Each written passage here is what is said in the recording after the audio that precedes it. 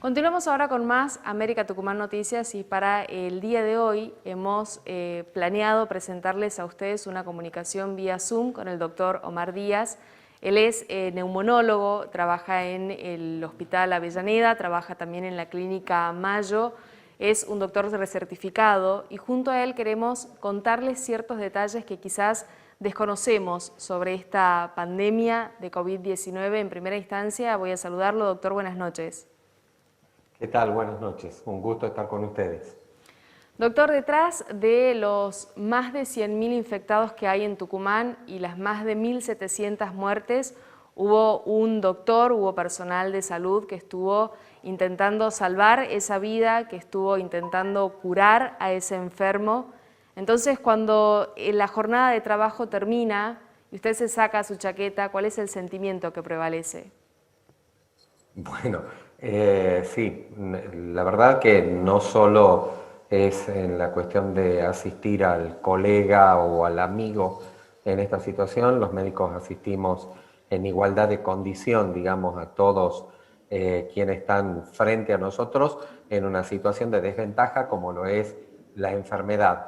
En la pregunta concreta, ¿qué es lo que sentimos cuando nos sacamos la chaqueta? Muchas veces sin sacarnos la chaqueta, al salir de una guardia de 12 horas para llegar a la casa por ahí en la noche y ver como que estamos en contramano de lo que pasa o de lo que vivencia la sociedad, nos da muchas veces una sensación de desaliento y una sensación de dolor al ver que la gente no toma en consideración que esto es una enfermedad grave y que hoy le toca a otra persona, pero que no está ajeno el que está en un bar sentado o en una cervecería a 45 centímetros de otra boca hablando sin barbijo y sin nada, o en grupos cerrados o planificando una fiesta de las que llamamos clandestinas, en las cuales sí podremos por ahí divertirnos un rato, pero exponemos enormemente a la población, a nosotros mismos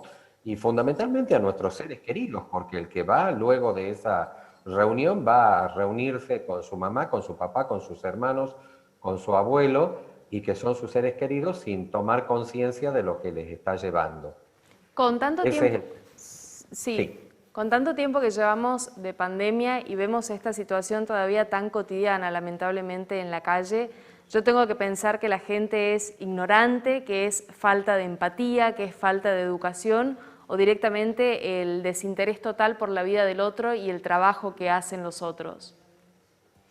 Yo creo que la sociedad ha pasado por una etapa en donde inicialmente aplaudíamos a los médicos. Luego, la situación de esta pandemia, con un encierro prolongado, con un dejar, digamos, dejar caer muchas veces la cuestión de producción, con las restricciones que tuvimos, que por ahí son discutibles en cuanto al económico, todavía no tenemos empatía por el otro y creo que eso pasa por todos.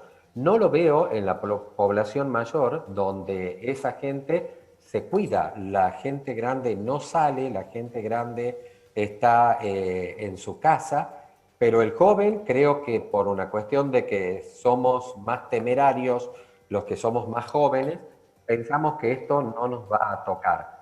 Desgraciadamente nos puede tocar a todos, nos toca, como decía, a mi hermano, a mi madre, a mi padre, a mis hijos, y esto puede ser una cuestión de tremenda importancia cuando esto afecta grandemente el organismo y puede ser potencialmente mortal.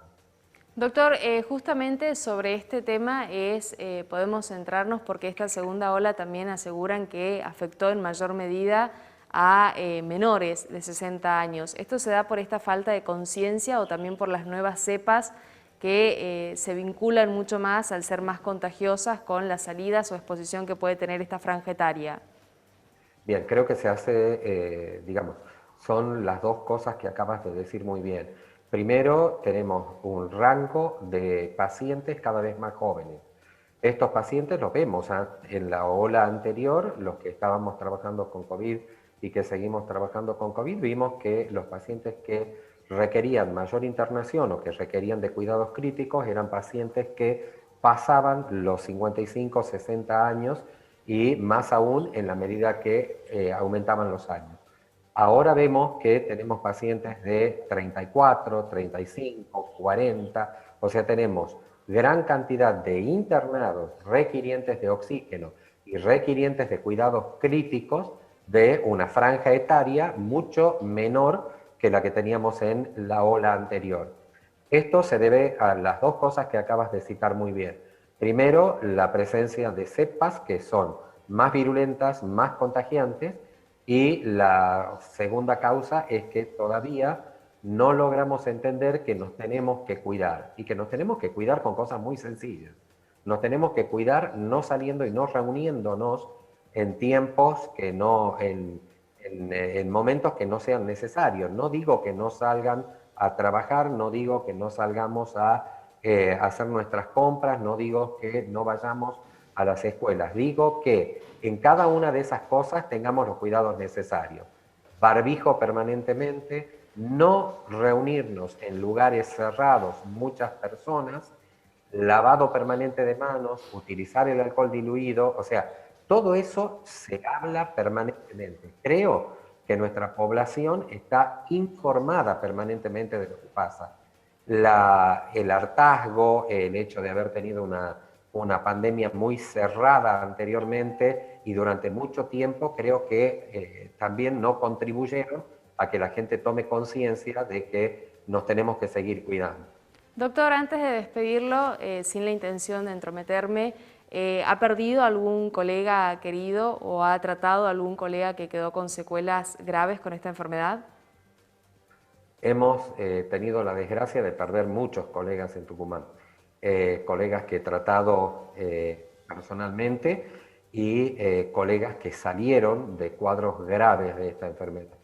Y creo que es una de las experiencias más duras que he tenido de los casi 30 años de médico que tengo, en donde hablar con un colega y explicarle que vamos a ponerte en un respirador sin saber cuál es la suerte que vas a correr luego de esto y lograr consentir con el colega esto, realmente es muy, muy movilizador y muy impactante.